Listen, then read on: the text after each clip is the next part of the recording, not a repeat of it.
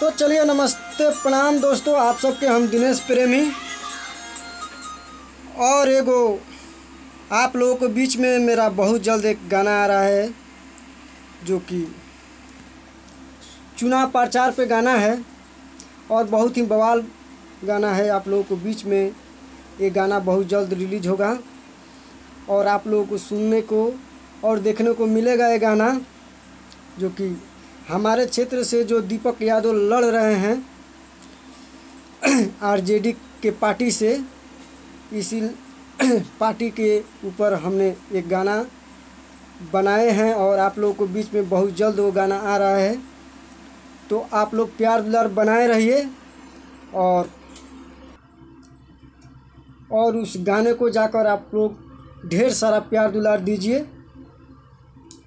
और उस गाने को आप लोगों को मैं अपने आवाज़ में गाकर बताऊंगा थोड़ा सा।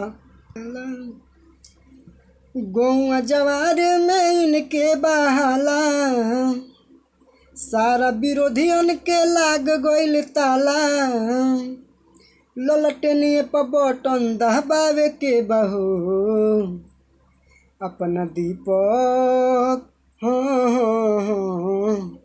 अपना दीपक भैया के संग, अपना दीपक भैया के अब की सांसद बनावे के बहो, अपना दीपक भैया के अब की सांसद बनावे के बहो।